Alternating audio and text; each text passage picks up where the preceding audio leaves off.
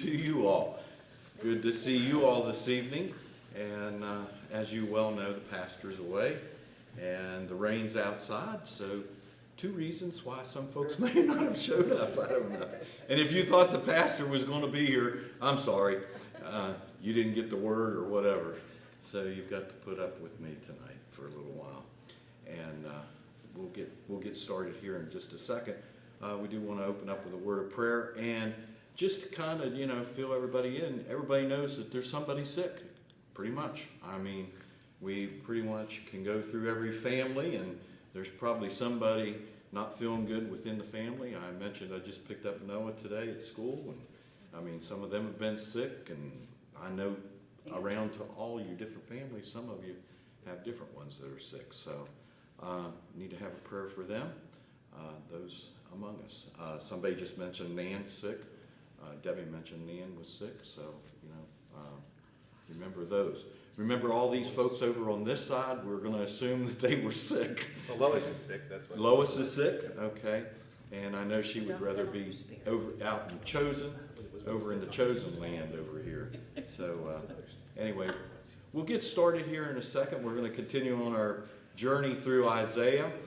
And I haven't, well, I was with... I do have a prayer. Okay, go ahead. I got a neighbor that her daughter just had a baby last night. They took it cesarean. She was 5.5 weeks early. And she's having problems with her blood pressure. Yeah. The daughter's having problems with blood pressure, and the baby, they had to they intubated the baby for a little bit, and they had a feeding tube in for a while, but I think the baby is off of both of those now, but doing a little bit better. But That's just early. Keep them in prayer. Yeah, that's tough. Tough child coming in. Any other specials that you remember? Dear Lord, we thank you for this evening. We thank you for being with us throughout this day. We pray that you be with all of our families. Each one's got sickness, illness, something that they are in need of prayer. And we pray that you just be with each one of our families. Be with our pastor and Jenny and our baby. We pray that you just give them traveling mercies as they come back. We look forward to having them back into our services on Sunday. There are others that are going to be traveling in the next few days, and we pray that you just give them traveling mercies on these highways that we have out here. Be with us this evening as we go through these verses in Isaiah, the inspiration that is within these verses and within these chapters. We pray that somehow the insight that we have, that we can share that together, and may we get something from our lesson this evening. May the challenge that is at the end be a personal challenge to each one of us. Again, we thank you for what you're doing in each one of our lives. Continue to be with us. Be with our church and all the ministries that are going on right now across the street, downstairs, wherever it may be, the chosen, all the various ministries that are going on. We pray that you would be in the midst. In your name we pray. Amen. Okay, well, I know the pastor usually goes through a list of some of the announcements, and just to kind of keep you all informed, this weekend is a district teen quiz here at the church, Friday night and Saturday, so that's being there. Also, just as a help, if anybody knows or anyone knows anyone that could benefit from Grief Share, we will be starting our next session. Our first Sunday evening will be this Sunday evening at 6 o'clock over in the Knock. And again, it's a 13 session. I'm not going to say 13 weeks because we're trying to consolidate a little bit, but there are 13 sessions for that. A big event, Easter Extravaganza, is on the 16th. That's only 2 weeks away, so that's coming up. And then ladies group will be the 17th. Prime timers are the 19th over at the Knock. We'll be just getting together for that. And I just saw something where Jane Barkley put out for the district. It's going to be up at Sugar Creek. They're going to have lunch up there. And so, respond to that if you would like to do that. And the men's group's coming up later in the month. On the Wednesday before Easter, we're going to have a pancake dinner. Now that sounds funny, but there is that's kind of a part of tradition for some having pancakes. Pastor's going to fill us in a little more on that.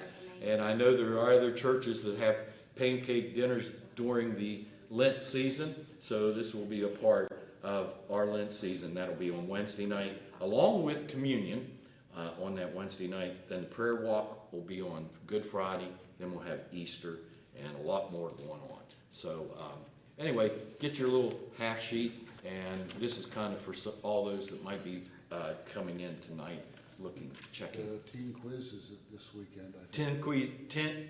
District teen quiz is this here? in here at Fairmont. Yeah, I should have said that. Here at Fairmont Church. So they'll be from all over the district. So they'll be probably quizzing here, probably quizzing in the activity building, some other areas. No, just church. Just the church? Okay. Your room downstairs. Oh, okay. Children's church here and Gary Corbay's room. Okay, good. So there'll be He four. wants to keep them on the same building because we're going to feed them in the They'll box. be moving around anyway. So that'll be great.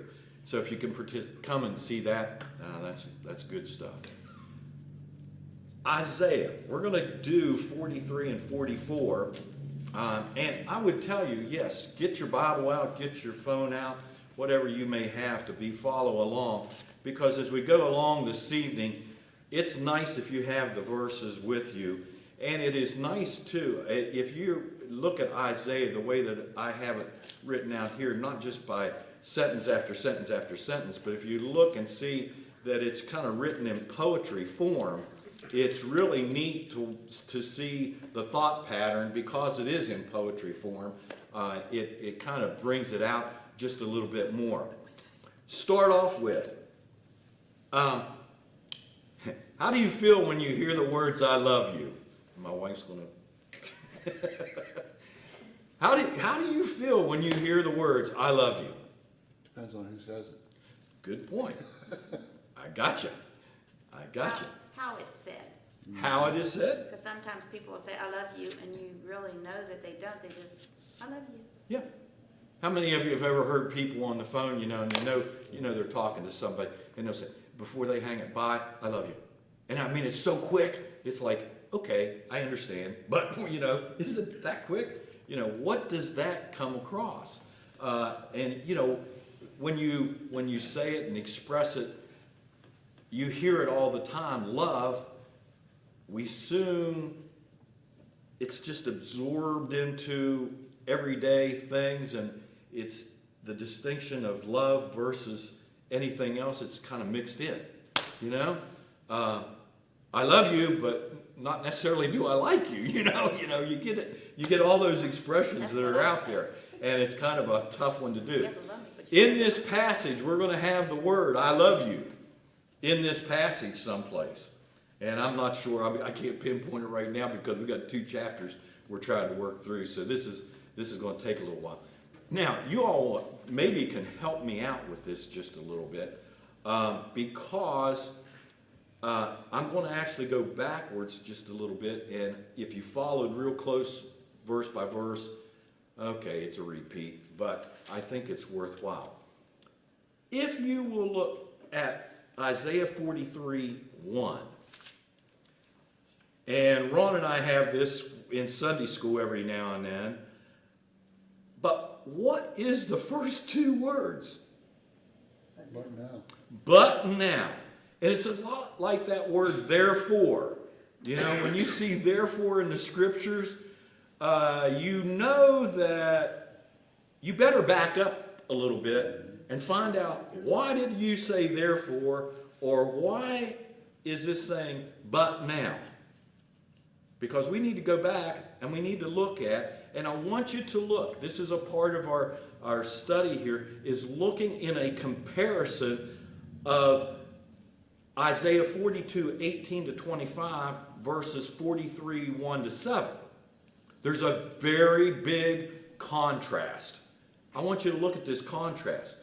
I want you to look at what 42:18-25, and if you have NIV, you have a little title up at the top part of it. It says, Israel, blind and deaf. Now, if you did these verses last week, I'm sorry, I think it's important to repeat it just a tad bit here so we get the reason for the contrast. Hear, you deaf. Now, who's he speaking to already? I mean, this is talking Israel, blind and deaf. Who's he talking to? The chosen people, right? Hear, you deaf. Look, you blind. And see. Explanation point. Mine has explanation point. I don't know if yours does, but mine does. Who is blind? Goodness gracious. But my servant. Here again, he's identifying who's blind. My servant is blind. What more?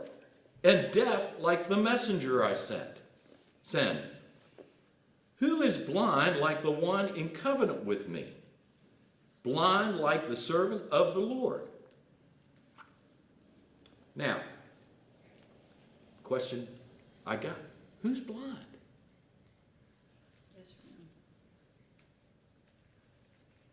And what does it mean to be blind? What's it mean to be blind? Can't see. Can't see. Ever shut your eyes? Have you ever been in total darkness, blind? Go down the bottom of a coal mine. I've had the experience a few times, and they tell you, they take you back so far, and then they'd say, just turn your miner's light off. And it is dark. It is dark. Blind. Blind. Obviously, there must be something to see. Now, here's what's kind of very pointed. You have seen many things, but you pay no attention. Your ears are open, but you do not listen. Wow. It pleased the Lord for the sake of righteousness to make his law great and gracious. But this is a people plundered and looted, all of them trapped in pits or hidden away in prisons. They have become plunder with no one to rescue them. They have been made loot with no one to say, send them back. Which of you will listen to this or pay close attention in time to come? That's a challenge, isn't it? Hey, do you recognize that you're blind? Do you recognize, servant, that you're not hearing? You're not listening. I mean, if you've ever, you may be hearing me, but you're not listening. If you ever raised kids, you've probably used that terminology a few times. You know, you're not listening to me. And you know they're staring right at you, but you haven't got, they don't have it. Which of you will listen to this or pay close attention in time to come? Wow, we've got that. And here's what ends up. Who handed Jacob over to become loot and Israel to plunders? Was it not the Lord against whom we have sinned? For they would not follow his ways. They did not obey his law. So he poured out on them his burning anger, the violence of war. It enveloped them in flames, yet they did not understand. It consumed them, but they did not take it to heart. What's the last verse saying? What's flashing? Wake up! Wake up! Huh? Wake up! This is actually a prophecy of their captivity to Babylon. It hasn't happened yet, but it's going to happen. It's getting there. Mm-hmm. It is getting there. Yet they don't understand. Huh? Well, they're spiritually blind and deaf. They're not hearing what God has to say to them or see. And if we don't watch, we could allow ourselves to not hear, not see, not understand, and slip into this. And guess what? We can be taken away. We can be plundered. We can be plundered away. Now, that's the part there. That's 42. And I said there was a comparison with verses 1 through 7. So let's look at 1 through 7. Just the very next, after you go after that, what's the title if you've got NIV, what's the title here? Israel's only Savior. Israel's only Savior. Got to put that in there. Only Savior. And again, not again. It starts out. But now, remember what was past. This is what the Lord says. Now, I want you to go through as we do this, and I want you to look carefully at every verb that is said that the Lord did. Everything that the Lord did, okay? And you'll see them very quickly. He who created you, Jacob. He who formed you, Israel. Do not fear, for I have redeemed you and have summoned you by name. You are mine. When you pass through the waters, I will be with you, and when you pass through the rivers, they will not sweep over you. When you walk through the fire, I got to find my next page, I'm sorry. You will not be burned. The flames will not set you ablaze.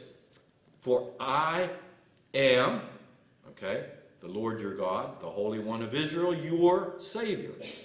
I give Egypt for your ransom, Cush and Seba in your stead. Since you are precious and honored in my sight, and because I love you, I will give people in exchange for you, nations in exchange for your life.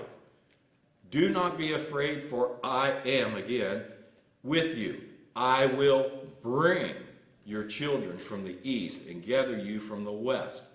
I will say to the north, give them up, and to the south, do not hold them back. Bring my sons from afar and my daughters from the ends of the earth. Everyone who is called by my name, whom I created for my glory, whom I formed and made. Woo! How's that for 7 verses? How's that for 7 verses? 7 powerful verses. How do you feel after hearing chapter 42? How do you feel after you've read this group? How do you feel to be the object of what God did? Look at all those. Actually, this is what God's going to do. Well, going to do, but Yeah, we can because- take it for what He is doing for us. What he's doing for us, Yeah. it's directed towards Israel, because they are going to be taken into Babylon, and even though they're going to be taken into Babylon, God is still going to return them, and they don't need to fear, being in captivity, because God will Right. bring them back eventually. He's given them that promise Right. here. But we can take that same promise for this He can be saying this to us at the same time. Even though wherever we have been, God is here at the same time. Hey, created, formed, redeemed, summoned. What does summons mean? In even the legal way, in the lawful way. Called to. Huh? If you're called to court, to witness, you're summoned. Yep. What do you call? You're called to. And how's He saying? Hey, you're summoned. I called you by name. You are mine. He's got a hold on them yet, doesn't he? Irregardless of what happens, He's got a hold on them. All of those verbs are there. Look at verse 2.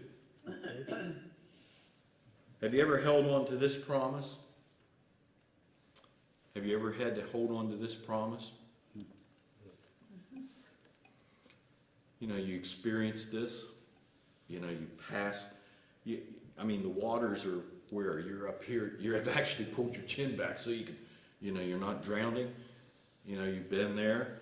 You pass through the rivers. They do sweep. You walk through fire. It's hot. You're not burned. Why can't, what you think about, like you said, they haven't gone to Babylon yet, and this is Shadrach, Meshach, and Abednego. That just makes me wonder, did they see this? Did they read this at one point? So that was it, they had a promise Yeah. when they went through that. Yep. there's a lot there, isn't there? You know, a lot for us to look at. We've experienced, you know, we've all had different degrees of situations in our lives, and coming through those, just the assurance that when you pass through, meaning you will get through, you pass through. It's not, I'm stuck. I will be with you. It can be a comforting thing to know that. You know, for I am your Lord, your God, your Savior. Mean it. Got it there. Okay. Anything we need to add on to that? I kind of get... Okay. Let's look at the next few verses. And you got that contrast that was going on there. And lead out those who have eyes but are blind, and have ears but are deaf. All the nations gather together, and the peoples assembly. Which of their gods foretold this and proclaimed to us the former things? Huh. Did any of their other gods tell them that? Did any of their other gods tell them any of this stuff? Nobody, huh? They're just led out there, aren't they? Let them bring in their witness to prove they were right, so that others may hear and say, it is true. You are my witnesses, declares the Lord, and my servant whom I have chosen, so that you may know and believe me. In that one too, I have chosen, and we've got chosen being the one over here. Believe in me and understand that I am he. Before me no God was formed, nor will there be one after me. I, even I, am the Lord, and apart from me there is no Savior. I have revealed and saved and proclaimed, I am not some foreign god among you. You are my witness, declares the Lord, that I am God. Yes, and from ancient days I am he. No one can deliver out of my hand. When I act, who can reverse it? Is there strength in this? Is there undoubted strength in this? And as our Sunday school class, we're working on war of the gods, other gods that can be a part. And we're talking modern gods here, but who were they doing? They were worshiping other gods. And hey, were any of these other gods proclaiming this message to open up their ears, to open up their eyes, to see, giving them any promise? It's amazing, though.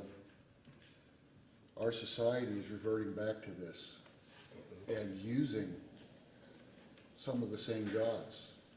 They're worshiping Baal, and they're worshiping Asherah, and it's almost a reversal of what we have looked back at and thought how silly it is to worship these gods, but now we've got so many people going back to that very thing. So I mean, it's scary, really. And the God's trying to say that none of them, there is no other Savior.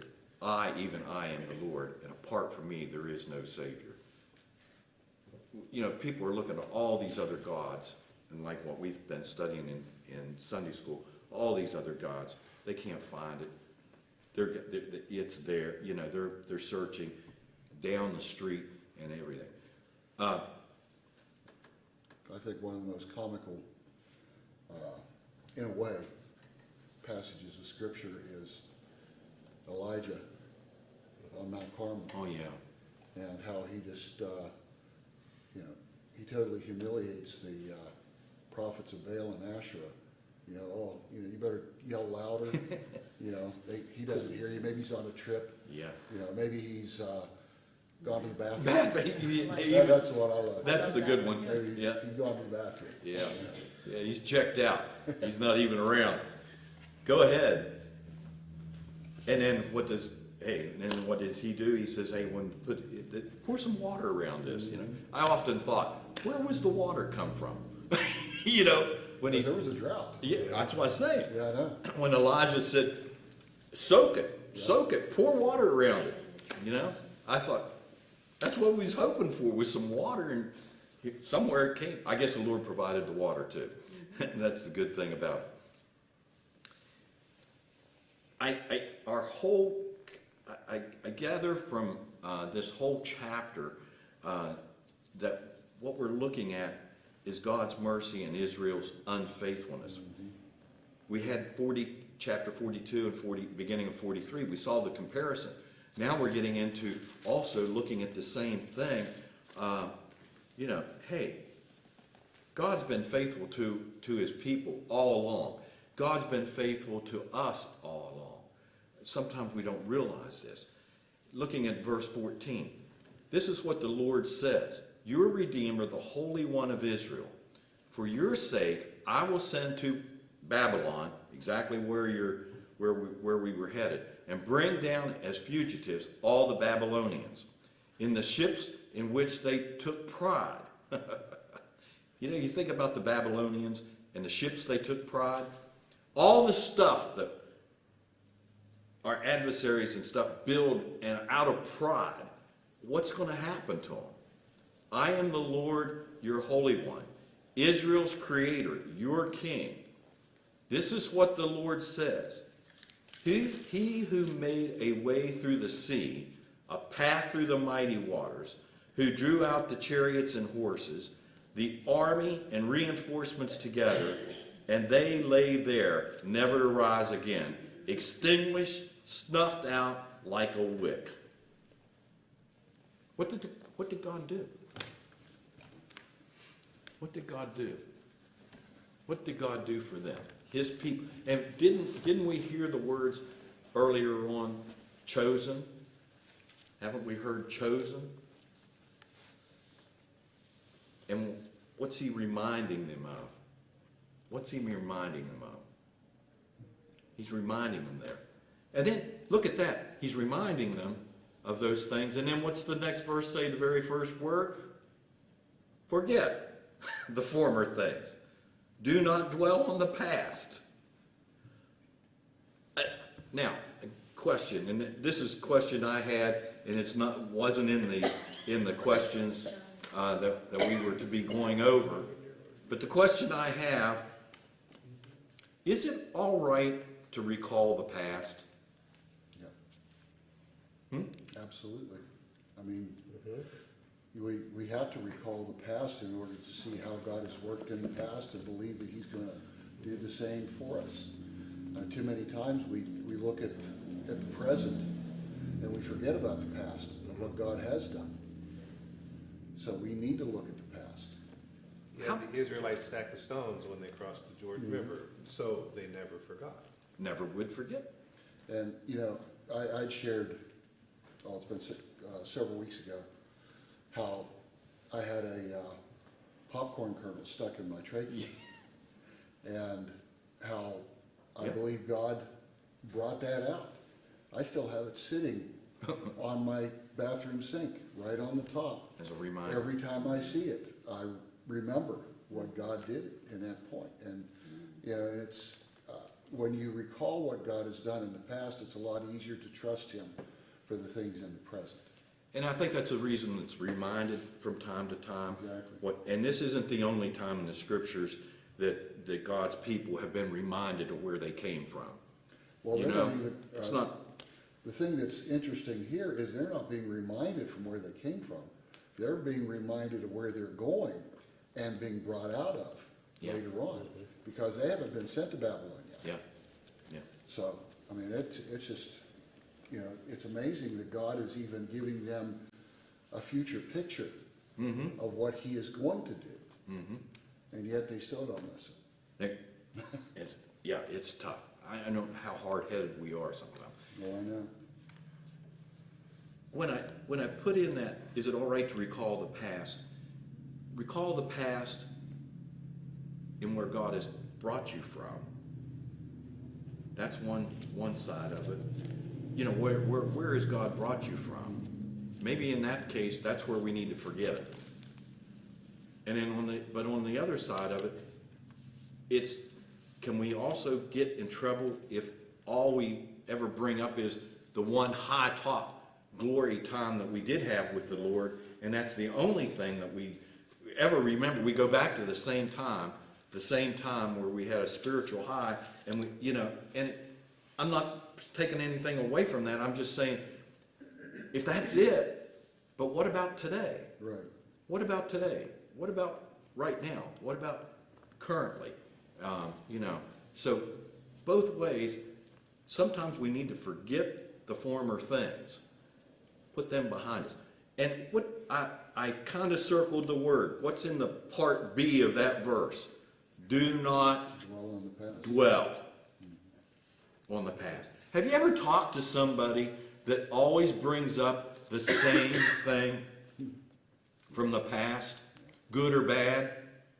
I mean, good or bad. It could be, and you almost know exactly where they're going. Their life was so rough back then. Or God brought me from such and such. And, they keep telling you that. I mean, it's okay, I understand. But they dwell on it. They dwell on it. And you kind of sometimes want to go, whoop, I want to go around you.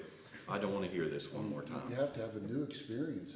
Somewhere along the way. You can't rely on the same old past thing all the time. And look where he goes. From that telling you to forget, see, I am doing a new thing. Wow. Now it springs up. Do you not perceive it? Isn't that's some glorious words there. I'm going to do a new thing.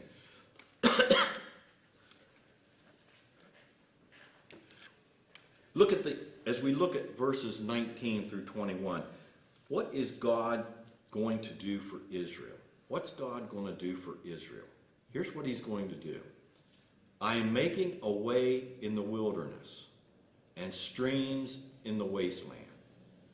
The wild animals honor me, the jackals and the owls, because I provide water in the wilderness and streams in the wasteland, to give drink to my people, my chosen, the people I formed for myself, that they may proclaim my praise. I think I think again, it's going back to their time in the wilderness, when the water was brought out of the rocks, and God had always provided for every need that they had. He again is reminding them, but he's saying, I'm going to do this again. I'm going to do this again. Most of us have grown up Church of Nazarene, revivals and everything, and revivals of the past. Revivals of the past were glorious. Does it mean that revivals are no longer? No. I mean, it can be.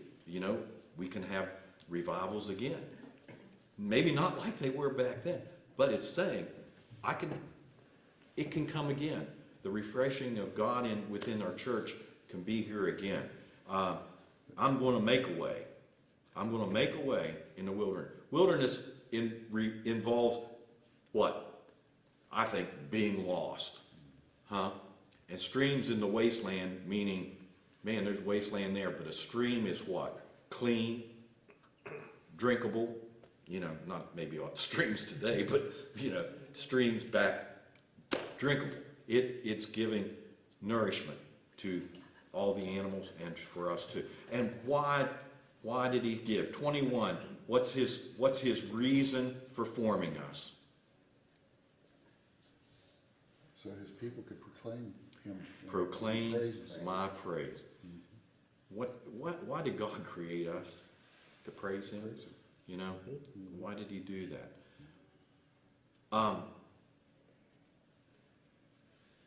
Okay. Now, I'm reading ahead here a little bit because I put in a big squiggly line and a word out from it. After we read this, I'll tell you what that word is. because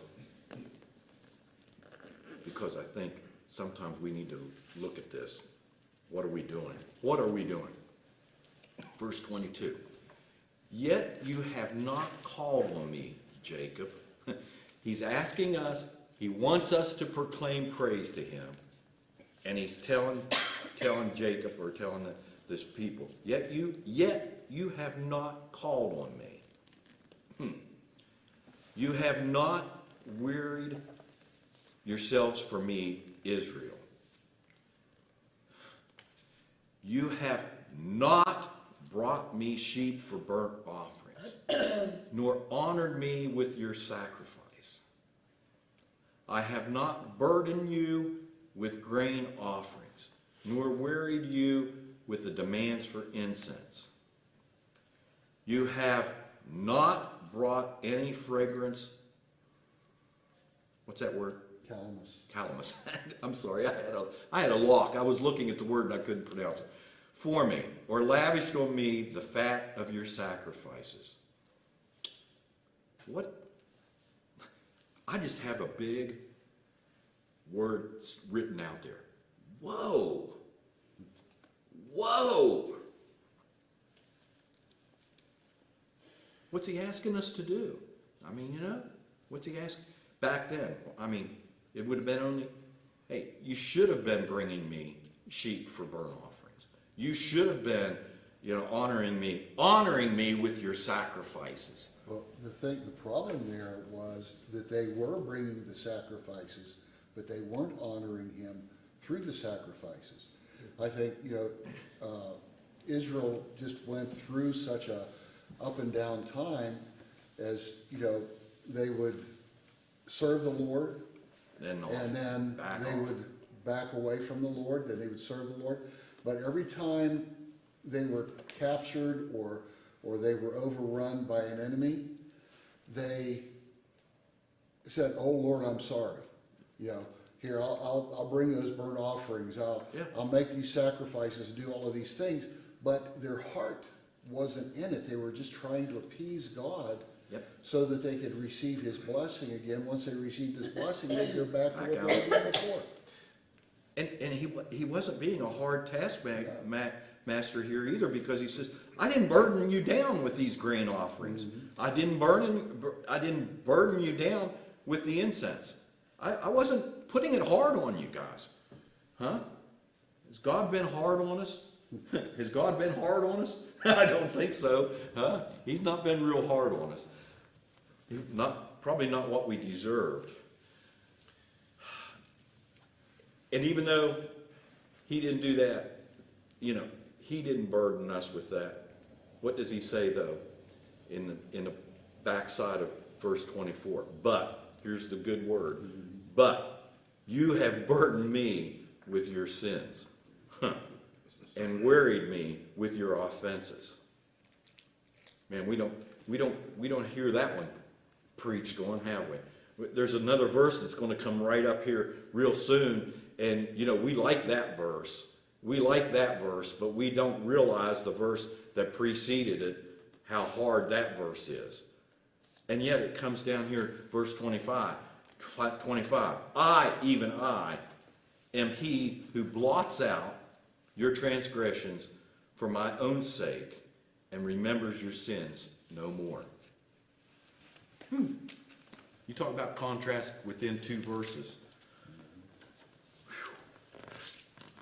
We need to probably hear that one a little more. It's there. How often have you heard verse 25? If most of you heard that one preached several times, that's one that's been out there.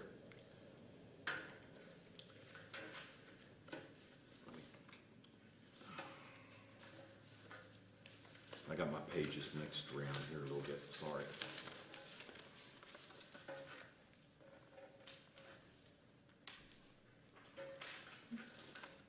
There it is. Okay. That's what God's been burdened with our sins and our offenses, but then he never remembers them. He's asking us in 25 and review the past for me. Let us argue the matter together. State the case for your innocence. Can you state the case for your innocence? Your first father sinned. Hey, state your case. Your first father sinned. Those I sent to teach you rebelled against me. You don't have a chance. So I disgraced the dignitaries of your temple. I consigned Jacob to destruction and Israel to scorn.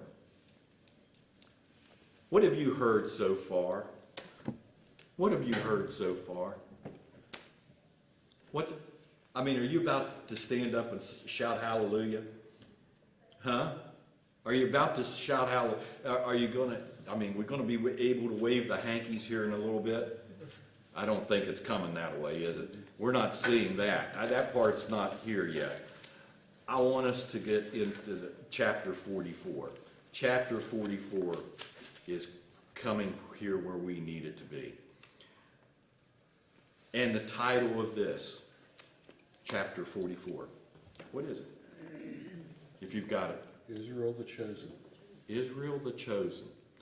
And so often I think we need to remember too, as modern day, Christians are the chosen.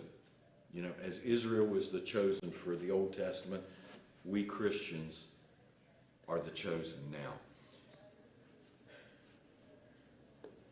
Look how does chapter 4 open up?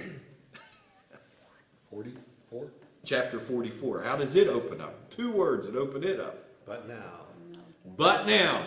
Did we hear that once before? We already heard it once before. All the doom and gloom and woe of what we just heard at the end of 43, we're jumping in here, and we have some daylight coming on. We have spring into action that Israel is chosen.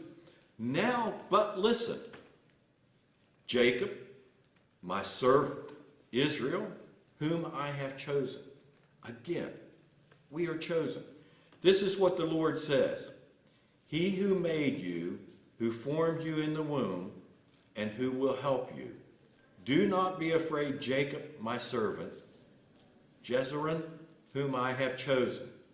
For I will pour water on the thirsty land, and streams on the dry ground. I will pour out my spirit on your offsprings, and my blessings on your descendants. They will spring up like grass in a meadow, like poplar trees by flowing streams. Some will say, I belong to the Lord. Others will call themselves by the name of Jacob. Still others will write on their hand, the Lord's, and I will take the name of Israel. Quite a difference, isn't it? Quite a difference that we've come through. We've come through all humanity, and we're finding here what God's blessings are going to be. What's God going to do? Do not be afraid, Jacob. Do not be afraid, people. Do not be afraid. What's God going to do for us in verses 3? I'll pour water on the thirsty land, streams on the dry ground. I will pour out my spirit on your offspring and my blessing on your descendants. Isn't that unreal? But what's the requirement for pouring water? You got to be thirsty, right? Requirement, you got to be thirsty. You all have the farms, gosh. You know, your ground has to have rain. And I'm sure there's times that you prayed for rain because you needed rain. You have to have rain to do that. Not right now, though. Not right now, no, not like what we've had, but there are times, I'm sure, that it's that. But thirst comes along with seeking this. Streams on the dry ground. Have you ever had dry periods? Have you ever had spiritual dry periods? Have you ever had the times when you come to church, and you come to church and you left church and it was just about the same as when you came to church? You were dry. You were dry. You were seeking. You were seeking. And what's he saying, though, that when it's dry like that, what's he going to promise us? There's going to be some time that there's going to be just streams coming. We love to go up to Cranberry Jeff and some of us go up there to camp and stuff, and last few times we've actually not gone up on Bishop's Knob up on top of the hill, but we've actually gone down by the river, Cranberry River, and it's not a real great big wide river like what we have here. It's just, it tumbles over the stone and the rocks and all like that. And it is so neat to just, you pitch your tent there and you can listen to that stream, you know, and it's so pleasant. I mean, it's peaceful, and then at nighttime, my goodness, it's just quiet other than the stream, and you just have that. I mean, and we know from the Psalms too, you know, about the Psalms, that we want that. And it nourishes us, it helps us. And what's he saying? His Spirit's going to be poured out on your offspring, and my blessings on your descendants. It takes something like that too. I think we're here, and we're testimony, most of us are testimony to somebody that preceded us. And, you know, we are the blessings of their, you know, offsprings, and we've been blessed by them, and we want to continue on to our descendants, the blessings that are there. My blessings on your descendants. And so we continue in that. I want to kind of conclude, and I think this is the final challenge for all of us. And I wish it would say, all will say, I belong to the Lord. But what does it say? Some will say, I belong to the Lord. And then I like what in the latter part of that, still others will write on their hand, the Lord's, and will take the name of Israel. How personified are we with all that goes on? Can we proclaim, I belong to the Lord? Can we proclaim that? And also, I mean, you know, we don't have it, but do you write? Can people say, maybe it's not written on our hands, but can people look at us and say, I know they're the Lord's. I know they're the Lord's. Could people say that of you? Do they know that? Just by being around you, I know there's something different about him. He's the Lord's. I think too, we can look at this and bring it a little closer to home. Yep. Some people will say, I belong to the Lord. Other people will say, I belong to the Church of the Nazarene. Yep. And, you know, Big difference. yes, there's a big Yeah, difference. big difference. Yeah. Yep. It's great to belong to an organization. Right. It's great to be called a Nazarene. Mhm. At least I hope it's great to be called a Nazarene. But what is more important? Exactly. What is be called of the Lord? I just, People know you of that. sometimes people say, well, I'm a Nazarene. And a lot of times I'll just say, I'm a Christian. Yep. I just happen to go to the Church of the Nazarene, There you go. you know? You clarified it. You defined it. Right. And that's what's good about this, when it, in some regards, some will say, I belong to the Lord. Yeah. Some will say, maybe I go to the Church of the Nazarene. And, you know, I hope, and I think we've got the Spirit now among us more so. Used to somebody to say, what church do you go to? And I'd say, well, I go to Nazarene Church on Morgantown Avenue. Well, you know, I'm hoping that now we're more saying, you know, I go to the church out here, Church of the Nazarene, out there on Morgantown Avenue, and here's what's going, you know, and in being invited, rather than saying, you know, that's where I go, like I have to go to church. No, we don't do that. You know, if it's that bad, don't do it, you know. But no, it's more uplifting, and, you know, we need to continue that. We're seeing how, in this Isaiah, and I think it's been brought to our attention tonight, we can see how God has worked within them. He has chosen them. They are chosen. We need to recognize we are chosen. And that irregardless of, you know, we've been out there. He's not wanting us to dwell on the past. He's got a new thing. He's telling them there's a new thing. It's better than you ever dreamed of before. And to seek it out. And when you seek it out, he's going to take care of it. If you're thirsty, he's going to pour water on.